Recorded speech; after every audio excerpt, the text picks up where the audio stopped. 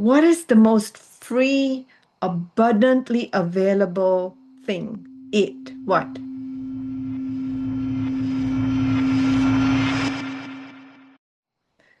When we're walking about, we don't quite really recognize that all of what's in front of us is the divine spread out. Like the beads on a necklace are held together by the thread, like that everything that is in creation is stitched together, held together by this divine force. And what is that divine force? That is you.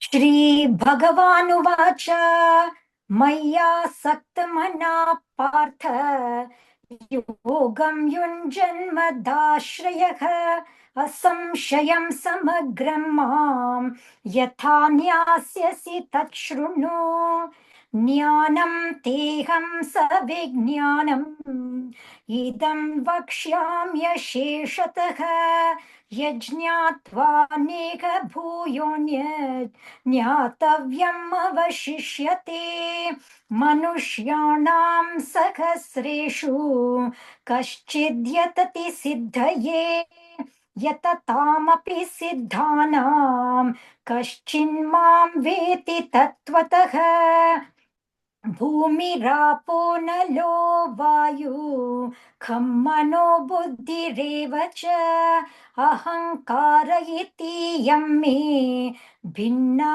प्रकृतिरष्टधा अपरेयमितस्त्वन्यां प्रकृतिं विद्धि मे परां जीवभूतां महाबाहो ययेदं धार्यते जगत् एतद्योनीनि भूतानि सर्वाणीत्युपधारय अहं कृत्स्नस्य जगतः प्रभव प्रलयस्तथा मत्तः परतरं नान्यत् किञ्चिदस्ति धनञ्जय मयि सर्वमिदं प्रोतं सूत्रे मणिगणा इव रसोऽहमप्सु कौन्तेय प्रभास्मि शशि सूर्ययोः प्रणवः सर्ववेदेषु शब्दखे पौरुषं ऋषु पुण्यो गन्धपृथिव्यां च तेजश्चास्मि विभावसौ जीवनं सर्वभूतेषु तपश्चास्मि तपस्विषु बीजं मां सर्वभूतानां विद्धि पार्थ सनातनं बुद्धिर्बुद्धिमतामस्मि तेजस्विनामहं बलं बलवतां चाहं कामरागविवर्जितं धर्मा विरुद्धो भूतेषु कामोऽस्मि भरतर्षभ ये चैव सात्विका भावा राजसास्तामसाश्च ये मत्त ये वेति तान् विद्धि न त्वहं तेषु ते मयि.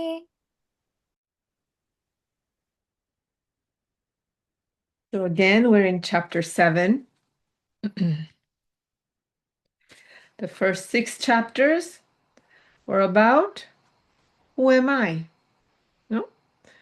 In different ways, not all of it. It's a very broad sort of vision of it, but the first 6 chapters are who am I? And the next 6 chapters from 7 to 12 is about that, Tattvamasi, no? This being the core, who am I? And then what is that? What is God? What is this universe? How is it? These are the verses that we are looking at here.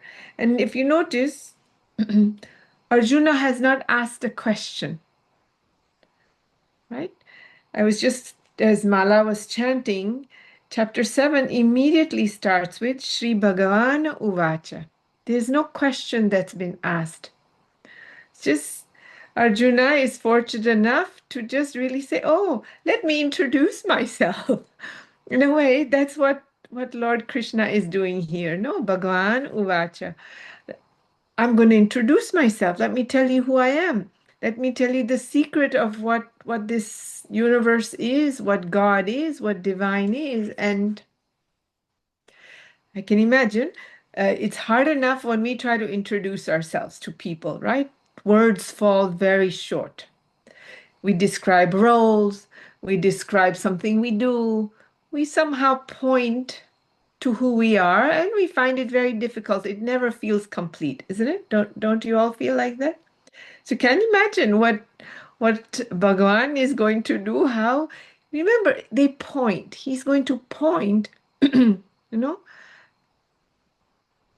to who he is, to what that is. Tattvamasi. What is that? I am that. What is that?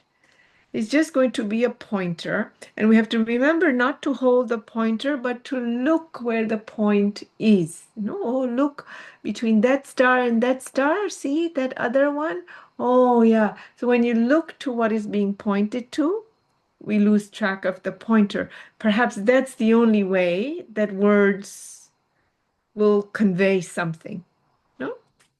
And we know that, I think the last time we spoke, verse 3 was, hardly one among thousands of men strive to realize me. And of those striving yogis, again, some rare one, devoting himself exclusively to me, knows me in reality. That's where we left off last week, right? Everybody clear? Okay, great. So, chapter 7, verse 4. Earth, water, fire, air, ether, mind, reason, and also ego, these constitute my nature divided into 8 parts. This indeed is my lower material nature. The other than this, by which the whole universe is sustained, know it to be my higher spiritual nature in the form of Jiva, the life principle, O Arjuna. Well, clearly it's difficult. He's pointing to the what's called here the lower nature of oneself and the higher nature, right? In a certain way, if we look at ourselves, we can introduce our external roles, gender, responsibilities, position at work, father, mother, employee, boss, owner, etc. And then there's something more subtle to us, the unseen, right? That's there, kind, caring, compassionate, loving. But those words don't quite convey the experience of kind, compassionate, loving. Neither do the roles, right? If I say sister, daughter, mother, that's just, it's words with meanings that we add to it. It may not necessarily be what I want you to convey from it or to take away from it. No? So what is Lord Krishna saying?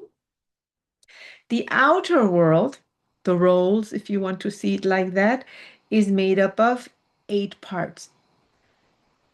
The 5 elements and Man, Buddhi, Ahankar, mind, intellect, and ego. These constitute my nature divided into 8 parts. That's everything. Everything that you can see, touch, feel, that your eye lands on has either the 5 elements and or the other 3 as well. Like animals, birds, they have mind. They do not have the discerning, the intellect that says right or wrong, labels, judges, all those kinds of things. But there is life there, right? There's mind there. There is intelligence there. Perhaps that's another way to look at it.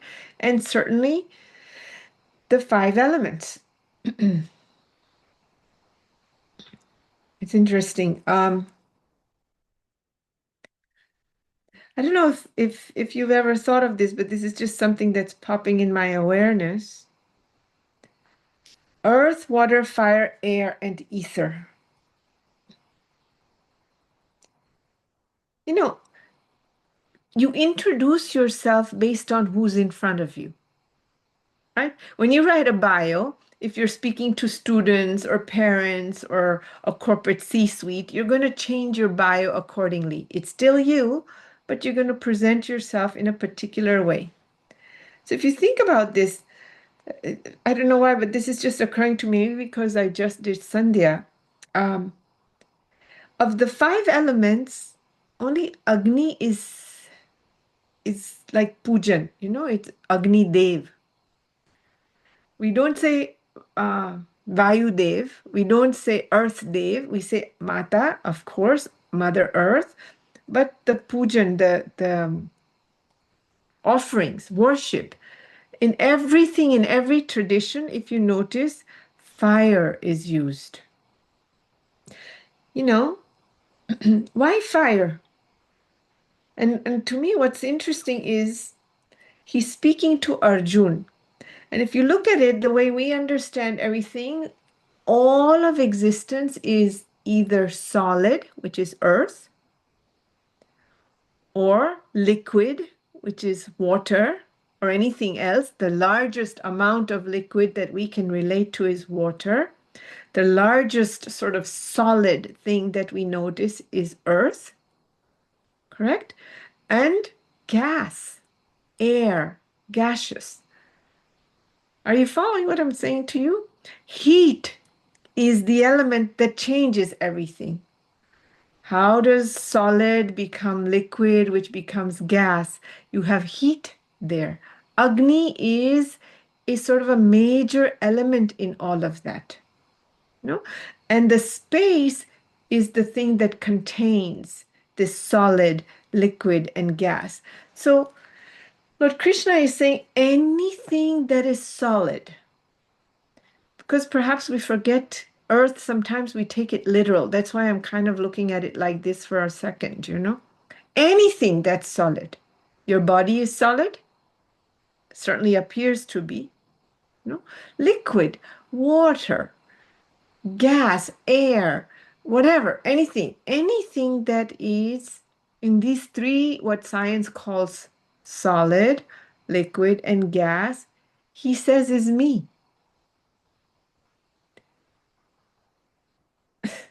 I think what I'm trying to say is when we're walking about, we don't quite really recognize that all of what's in front of us is the divine spread out. We kind of speak about it like that, but we don't sort of ever look. We don't ever really look at the flower the way maybe Gurudev looks at it. He doesn't just see the color and the petals, but he sees what is unseen, the higher, spiritual part of what the divine is. Are you following what I'm saying to you?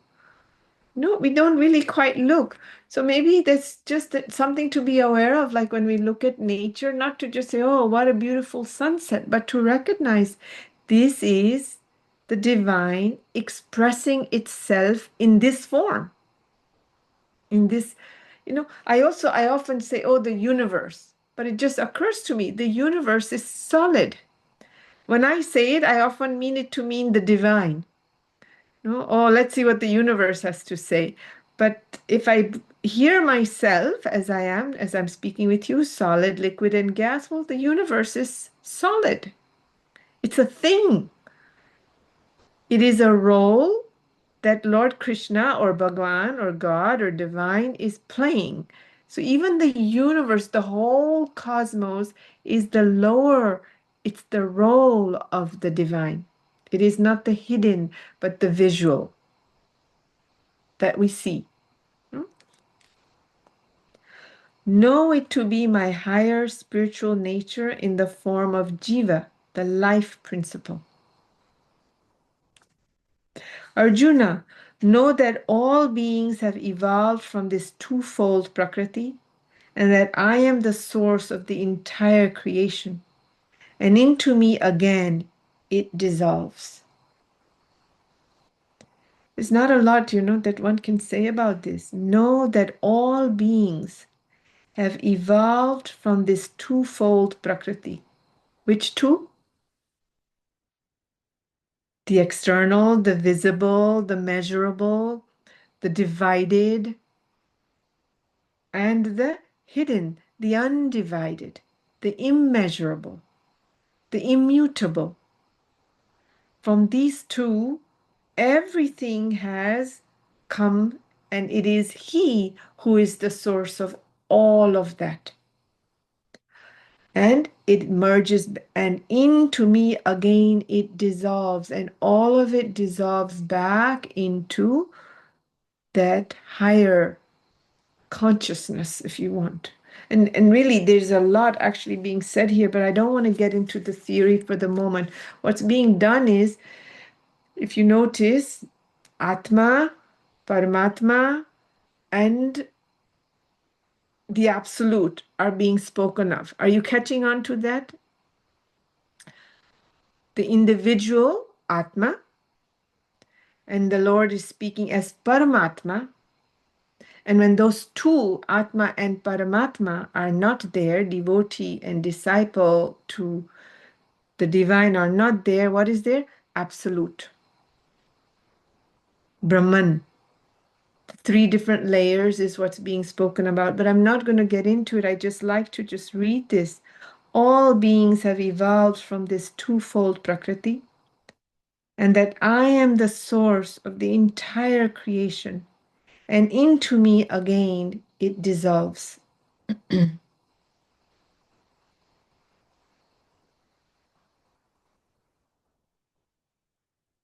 know something?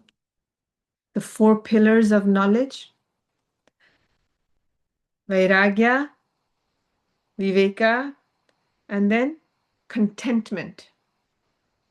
Listen to something. Where does our attention go? Not in what we have, correct? It goes in what we don't have.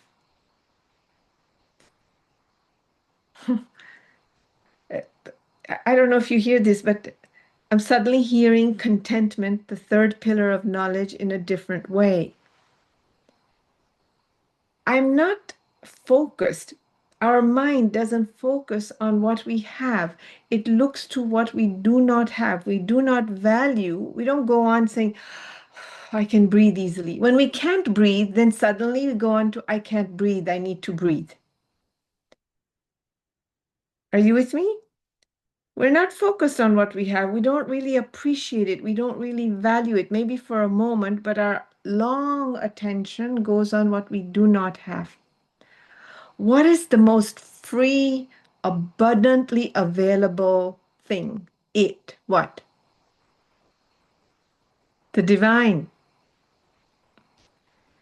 Are you getting me? What is the most easily, imminently, readily available is the divine. We don't go looking for the divine because it's easily available.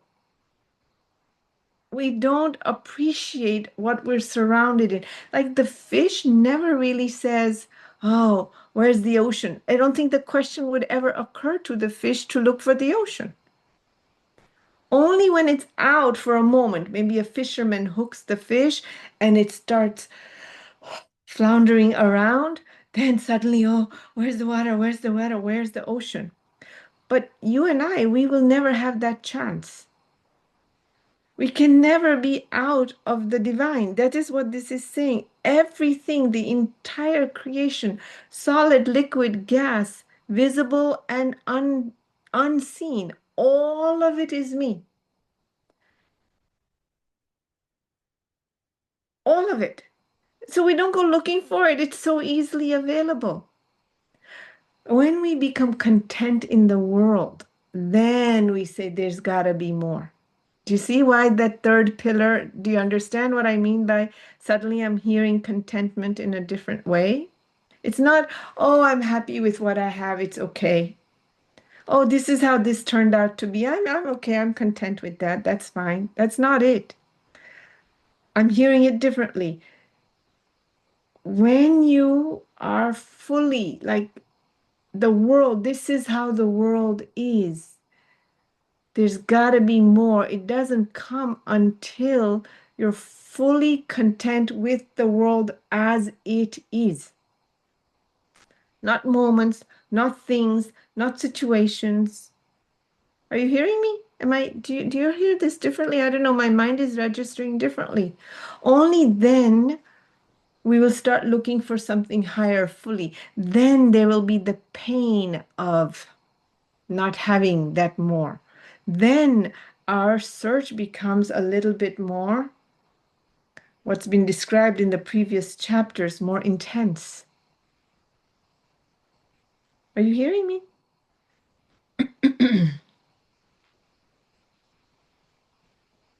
What we don't have is really what's important, what's valuable for us.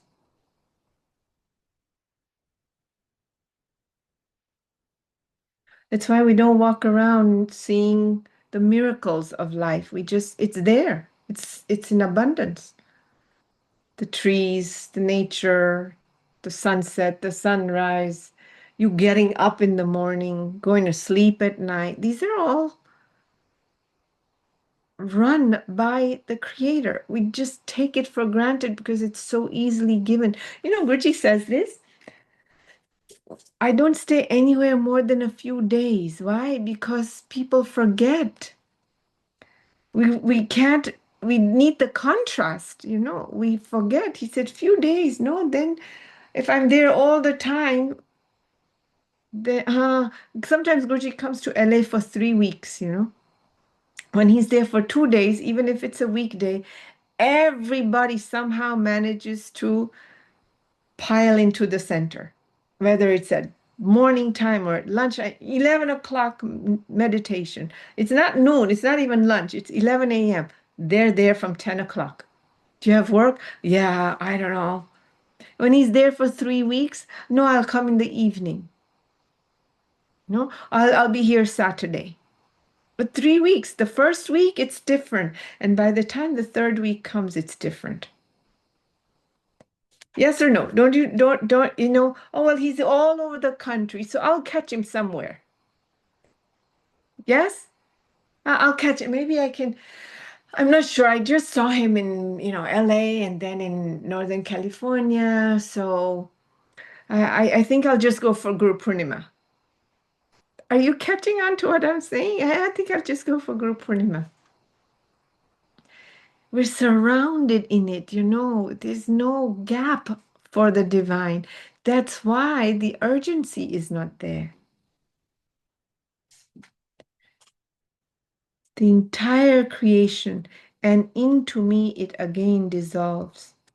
There's nothing else besides me, Arjuna, like clusters of yarn beads formed by knots on a thread.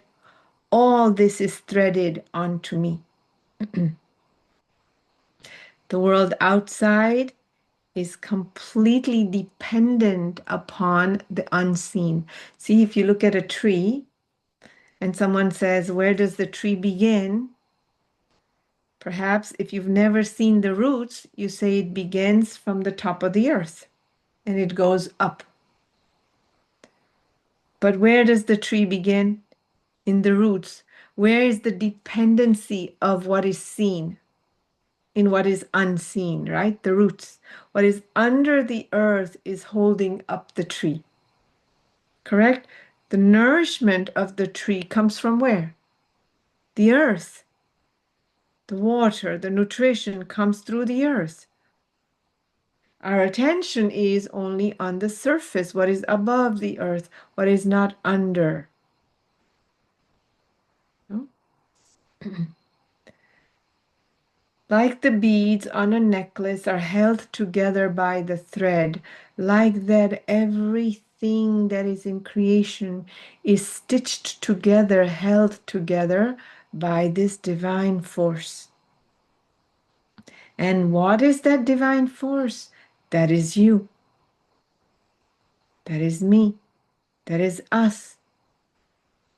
Everything that is solid, liquid, and gas, that is me, O Arjuna. That means you, me. Everything, everything, everyone. Arjuna, I am the sapidity in water and the radiance in the moon and the sun. I am the sacred syllable Om in all the Vedas, the sound in ether, and virility in men. It's pointing to the senses and the special function of the senses. Sapidity, that's like taste. It's more like rasa. Rasa, no? The juice in the water, the taste in the water. How do we taste? We know this because of water. We have the sense of taste. Because of eyes, sight, we see the radiance, the form. How do we see form? Because of light, correct? Radiance, the moon and the sun. The syllable Om in all the Vedas, the sound in the ether, and the virility in men. He's not pointing to manliness, okay? Purusha, the essence in men and women. It's not referring to just gender, yeah? Please don't confuse it like that. Because the word in Sanskrit, if you see, it's referring to Purush, no? Purusha means, Puru means what? Remember we discussed this, it came up earlier, a town, a city. We are what? A city. We're not one being. We're made up of trillions of bacterias and cells. Each cell is alive in itself. So that essence, which is housed inside men and women, not just specific gender, I am that. I am the pure odor, the subtle principle of smell in the earth and the brightness in fire. Nay, I am the life in all beings and austerity in the ascetics. Arjuna, know me, the eternal seed of all beings. I am the intelligence of the intelligent, and the glory of the glorious am I. Arjuna, of the mighty, I am the might, free from passion and desire. In beings, I am the sexual desire, not conflicting with virtue or spiritual injunctions. Mighty, I am of the might, free from passion and desire. In beings, I am the sexual desire, not conflicting with virtue or scriptural injunctions. He's saying, I am the strength free from craving and aversion. You know, maybe it sounds a little weird, but when there's a lot of passion, there's a lot of strength in people. Yes or no? They don't see, there's a story, I think it's of Tulsi Das, like he sees a dead body in the river and he's full of passion, calm. Is that right? Is that Tulsi Das's story? Full of calm? Anybody know for sure? No? Okay, I think it is, but maybe if it's a different saint. Anyway, there is a saint. He's married and he's full of lust. So much so, at one point he's going home. He has a wife, he's married, and he's crossing the river and there's a dead body floating. He can't see straight. He holds on to the dead body and crosses the river thinking it's wood. No, he has to climb up a tree or climb up something. There's a snake hanging. He sees it as a rope and climbs up, cannot see it as a snake. No, and he goes home and she at some point goes to her maike, her mother's home for a visit. And she's supposed to come back. Guruji tells the story of for the rainy season, the wife goes to the mother's house and creates some longing, and the spouse misses them. But he goes to find her in like 2 days. He cannot be without her. He knocks on the door. She opens the door and says, "What are you doing here?" If only the amount you think of me and the amount you go after lust, if only just 10% of that, you would have put your focus on the divine, you would have attained God. And it registers for him, it really deeply registers. And he says, okay, he sort of bows down to her for this epiphany, this revelation, asks her to repeat it so that he will never forget. And having said that, he goes and actually overcomes lust and desire and finds the divine. So what Lord Krishna here is saying, just to be clear, Arjuna, of the mighty, I am the might, free from passion and desire. In beings, I am the sexual desire, not conflicting with virtue or scriptural injunctions. No? Free from craving and aversion, that strength, that comes in steadiness. No? The strength that comes out of stillness, steadiness, equanimity, that strength I am. Not one that is fueled by the fire of lust or desire. And I am also the passion, the fire that is in Kama. As long as what? It's in alignment with the scriptures, virtue. No, there's all kinds of Kama. He's not saying I'm not Kama. He's saying one that is in alignment. Yeah. Whatever other entities there are, born of sattva, the quality of goodness, and those that are born of rajas, the principle of activity, and tamas, the principle of inertia, know them all as evolved from me alone. In reality, however, neither do I exist in them, nor do they in me. Now we can talk a little.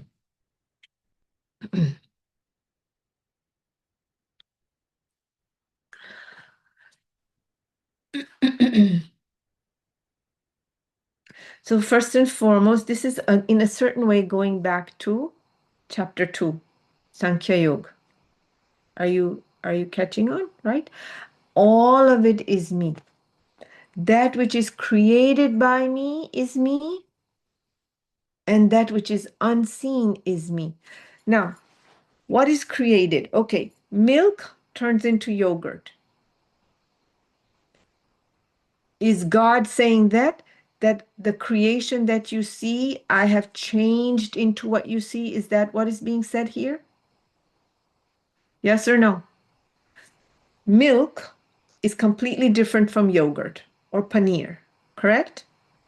Milk has changed into yogurt through some process, or it has changed into cheese through some process. When the divine says everything is me,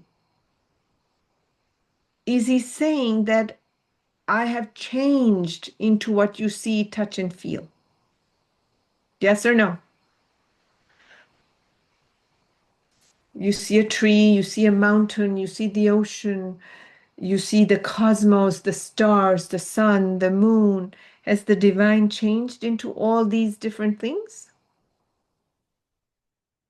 Not everybody shaking their head, yes or no.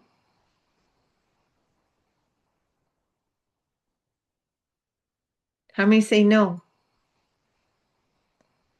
How many say yes? How many say I'm not sure? Ah, we have to go back to Sankhya a little bit, you see. There's a rope. It's a little bit dark. And they see a snake. Someone sees a snake or a garland.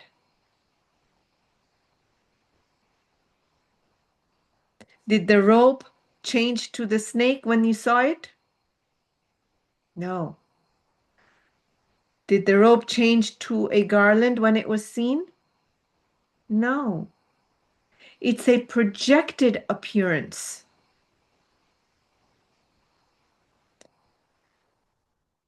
The divine, that force is immutable, undivided. Remember all the qualities that we know from chapter 2. So what we see when you go to sleep and you have a dream, and in the dream you're working and you have all the characters in the dream, did you, the one who went to sleep, change into the one that's in the dream? No. Did all the characters change? Did you become the characters? No. It's the intelligence that's sleeping that's projected an appearance of reality. Are you with me? The appearance of reality in a dream, is it also not the one who is sleeping, the intelligence that's sleeping? Yes or no? I'm dreaming it, so it's also me. And all the characters that I created is also me. There's a dependency for the dream to exist. The roots and the tree, there's a dependency. For all the characters in the dream, the apparent projected reality is based upon what? The divine, the dreamer. Are you with me? It does not transmute, it does not change. When I go to sleep and I dream, I do not change. But everything that I see in my dream is entirely dependent on my existence. It does not have an independent existence. The light of me is projected into the dream, so everything in the dream appears animated, alive, smells, touch, and taste. You can smell, you can taste, you touch, you feel in the dream, do you not? All your internal senses experience everything like you do out here, do you not? Everything. There's a full dependency even of the projected reality upon the one who is dreaming, me. And while it exists, it's real. Can you say that it's false? It's not there? Can you say that? No, because I see this, it's there. While the projection is there, it's real. While I see the snake, it's real. I'm scared. I'm trying to stand still. I'm going to get somebody to help me. There's a snake. There's a snake. Until there's light upon it, then I say, oh, it's a rope. No? Again and again and again, what has to come through for us is what we see is not what is. What we see is not what is. There's more to it than what we see. More to it. It's not that it doesn't exist. You don't have to go there just yet. There's more to it. There's a dependency. There's a dream. All the characters are lit up because of the intelligence of the dreamer. The universe is created from the 8, the 5 elements, and Man, Buddhi, Ahankar. These pieces create the apparent reality. And consciousness, the divine, puts light upon it, so everything feels animated, real, mobile, alive. But in fact, it is not.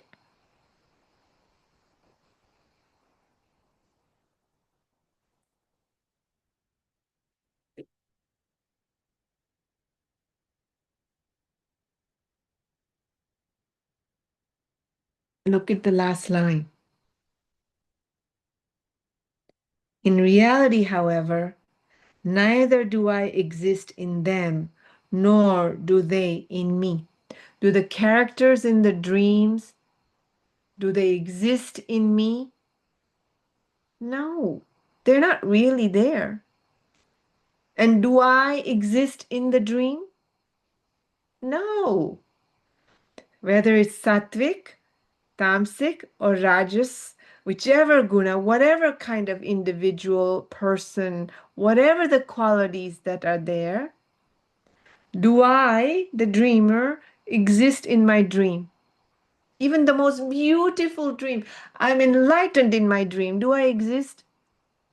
Sattvic, I'm loving, I'm kind, I'm generous, I'm gracious. I have all the cities, I can fly. Do I exist in my dream? No. Does the dream exist in me? Does that person that's in the dream exist in me, the dreamer? No. In reality, however, neither do I exist in them, nor do they in me. There is no they, there's just the one.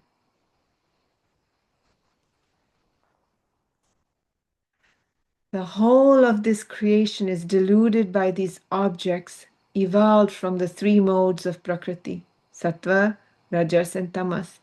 This is why the world fails to recognize me, standing apart from these, the imperishable.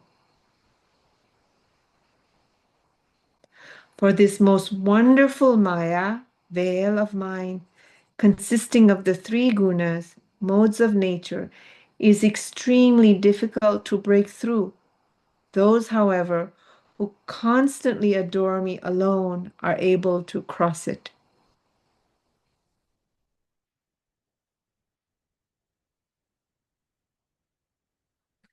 What did you say? Let me see. Just a minute. You're saying something. Is the intelligence the same as the intellect? No, no, no. Tark vitark is not, I like it, I don't like it, analyzing, judging. See, listen, intellect is what? Information. Simplifying the conversation. Data. And then a judgment upon the data and the information. I like it, I don't like it, this is good, this is bad. What is intelligence? Knowingness, that vastness. No? When I'm the dreamer, let's go back to that example. I have a dream. I use the word the intelligence. The intelligence that is the dreamer is projecting. That's not buddhi. I don't judge in the dream. I should do this and therefore I'll dream that. Do you follow what I'm saying? Rajshree, the dreamer, is not judging what to dream. That's buddhi. The more intellect we have, the less we recognize the divine, because intellect is occupying space in the intelligence. Intelligence is space. The less we know, in fact, information, understanding what we are doing now, this is also external. This is not the immutable, the hidden aspect, the higher spirit of the divine. Are you clear about that? Right? What we're discussing, what we're talking, even though it's knowledge, it's information. At whatever level, it's buddhi.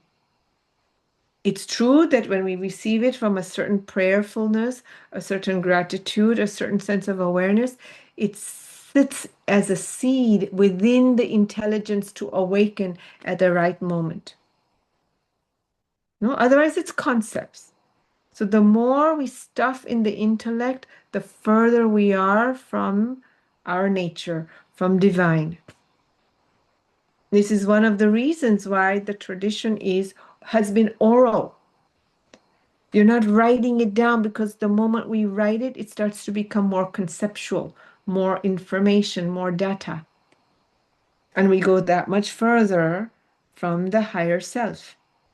So how did they teach? They would give you a small sutra, and then you would go on pondering on that sutra so that it became an experience rather than information.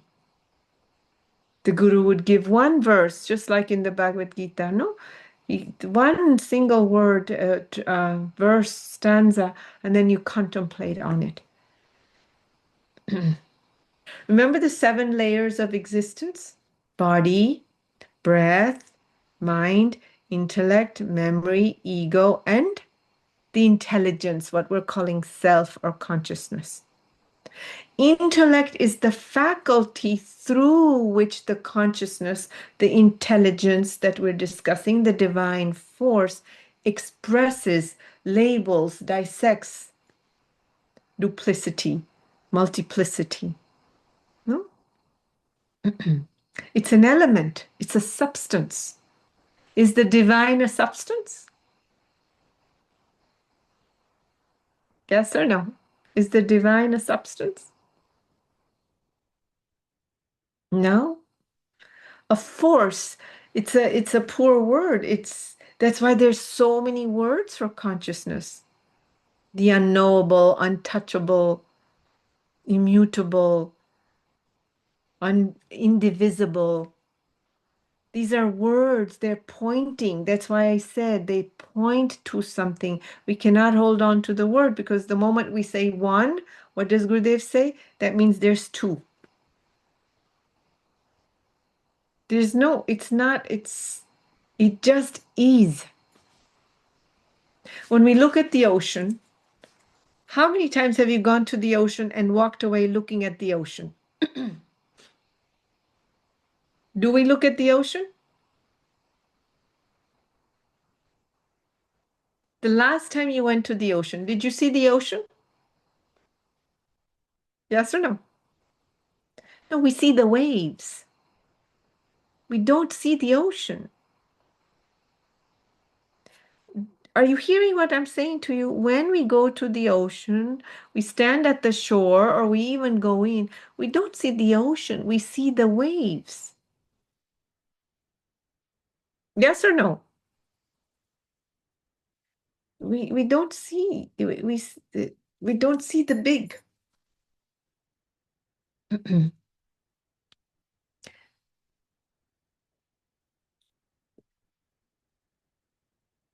The waves are like the pointers, you know. There are so many words. For next time, you know what I will do? I will go back to chapter 2 and find all the qualities that are described, all the words, the immutable, the indivisible, the all those different words, and they are profound because they're pointers to what is God. That is what chapter 7 is about. And our mind, words fall short. The minute you say one thing, it creates some idea, some concept. It goes into the intellect.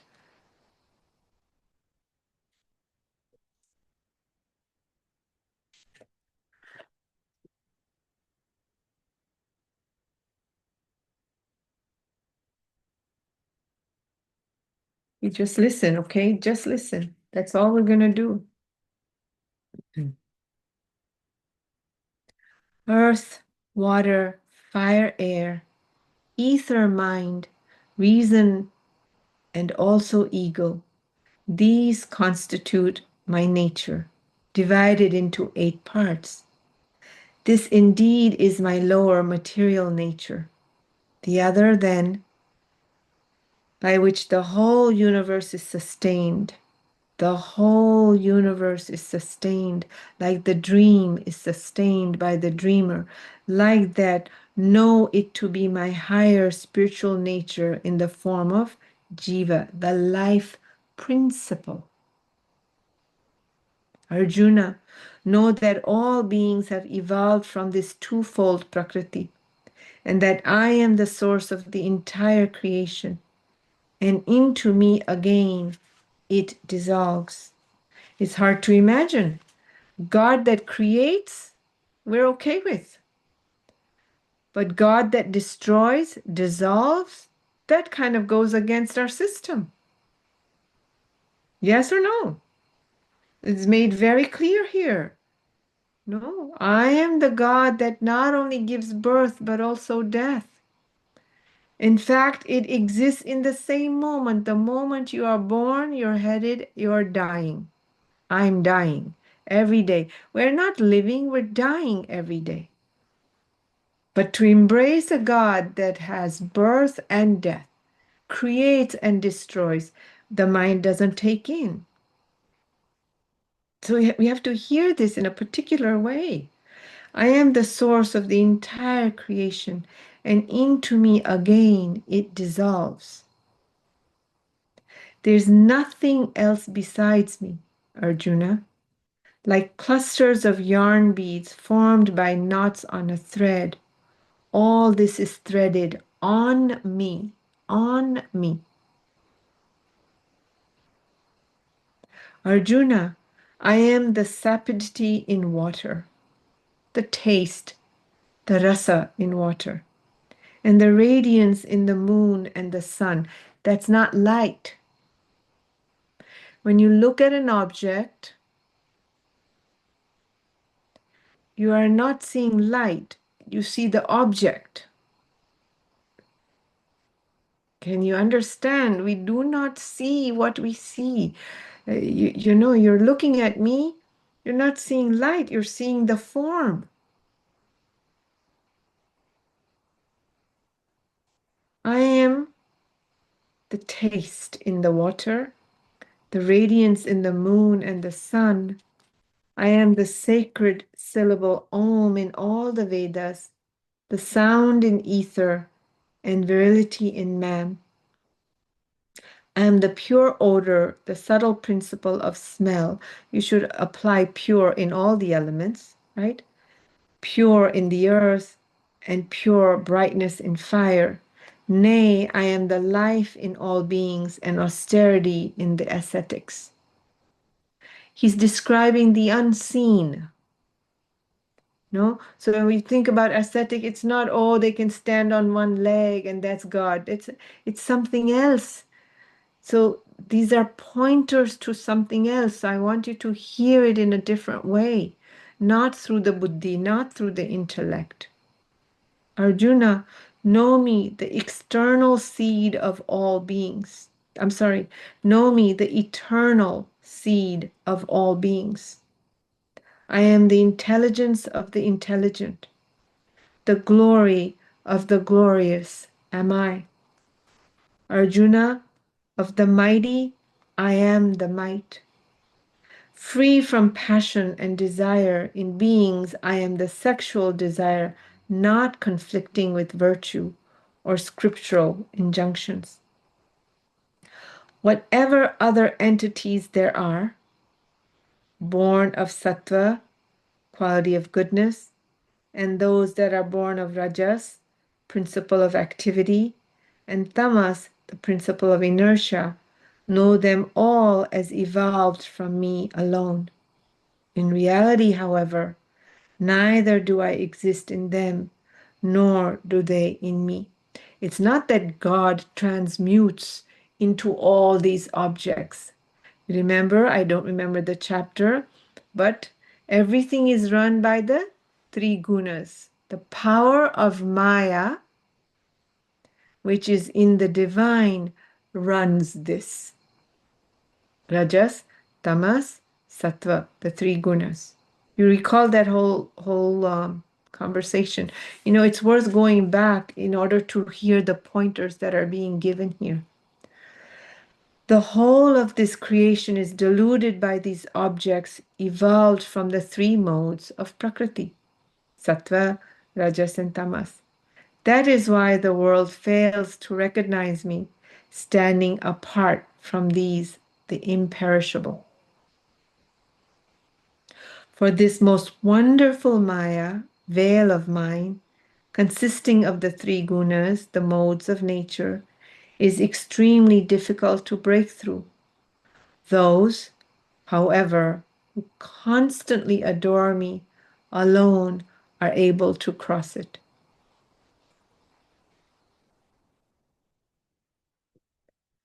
We'll stop here. I told you the last time. We're here. That's enough. Okay, we're here. And the three modes of Prakriti are running the show, moving us along wherever we have to go. And we can't mess up. Because if tomorrow we stop, whatever understanding, whatever resonance, whatever inspires us, whatever mumukshatva intensity is with us, will always remain with us. That's enough. That is to say, phew, you know?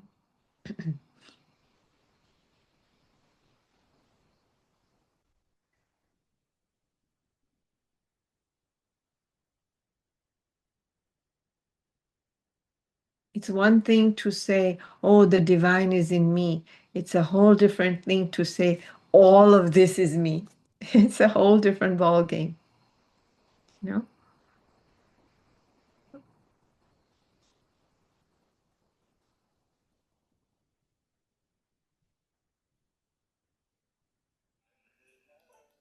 No, you sleep with some awareness, like everything is being held up by some power that I can't see. Just that awareness, like it creates something big in the system, you know? I'm going to sleep. The earth is holding me up, but what's holding the earth up? There's a power that I can't see that moves thoughts, makes me blink my eyes. My existence is 100% dependent on it.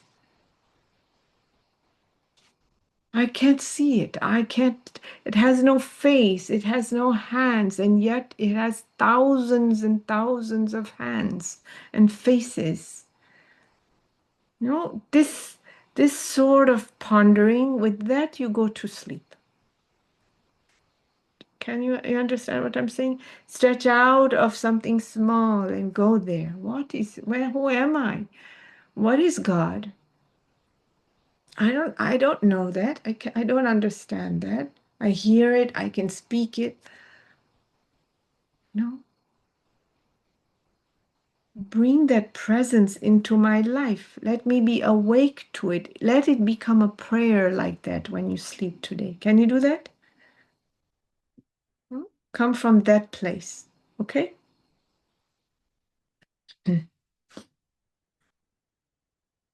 Okay. I see you next week. Jai Gurudev. Jai Gurudev. Jai Gurudev.